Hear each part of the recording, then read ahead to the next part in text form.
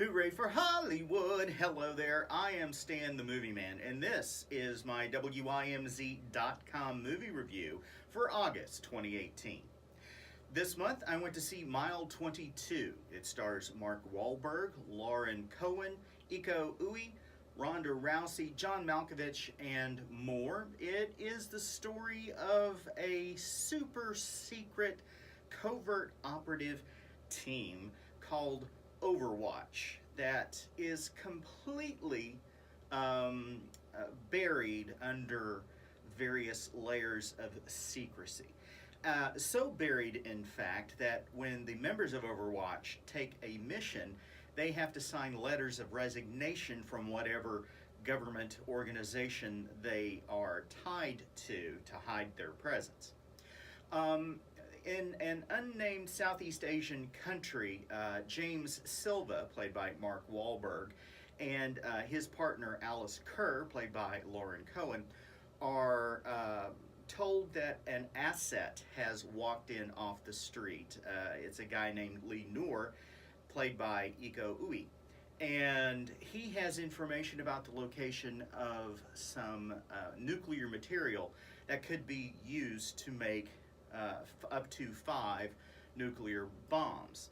Now, a guy named Axel, who represents the Southeast Asian country's government, played by Samuel Medina, comes in and wants him back and makes it clear he'll do whatever he has to get him. Lee Noor has a hard drive that has information on it about the location of the nuclear material, but he will only give it to, he will only open up the hard drive, give them the secret code to get into it once he is on a plane to America. Now, the hard drive is of a special design.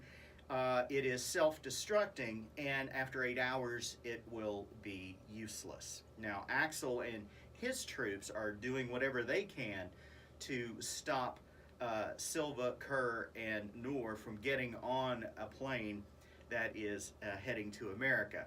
The separation between the airstrip and the U.S. Embassy, where Noor has come in, is 22 miles, and the plane will only be on the ground for 10 minutes. So they have a very limited amount of time to get him from the U.S. Embassy to the airstrip.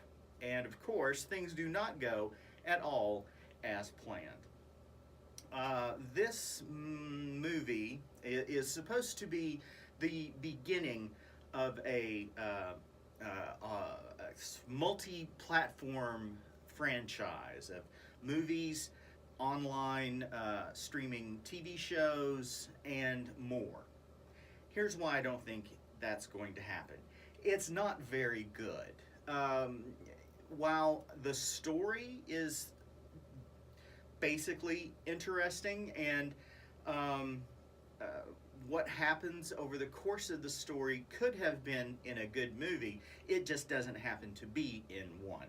Now, Iko Uwais is a Indonesian action star who was the star of a couple of movies called The Raid and its sequel.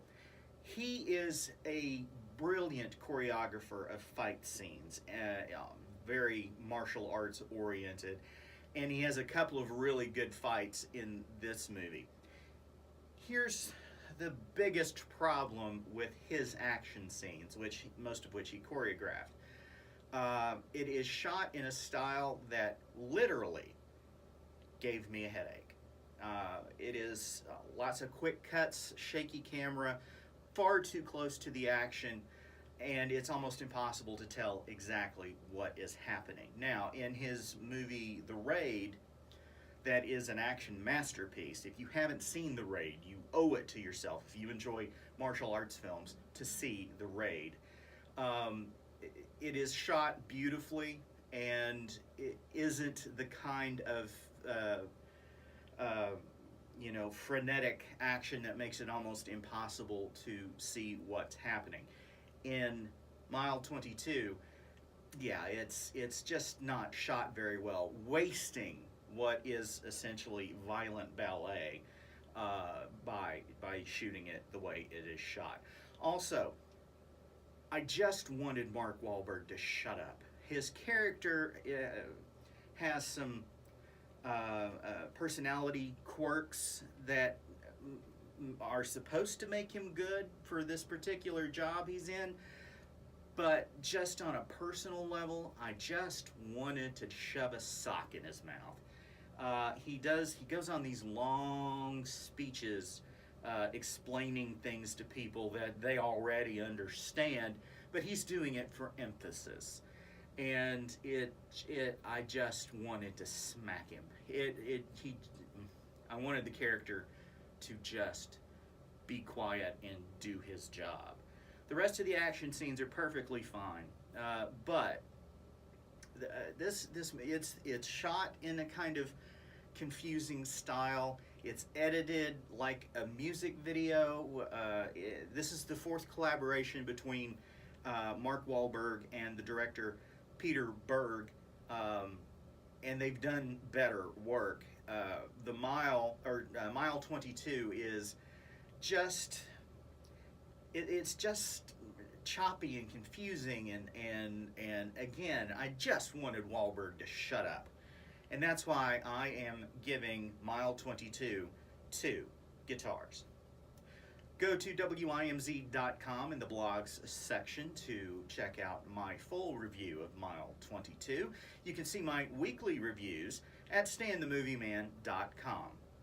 Please listen to The Fractured Frame if you're watching this on WIMZ.com. Just click on the podcast button at the top of the page.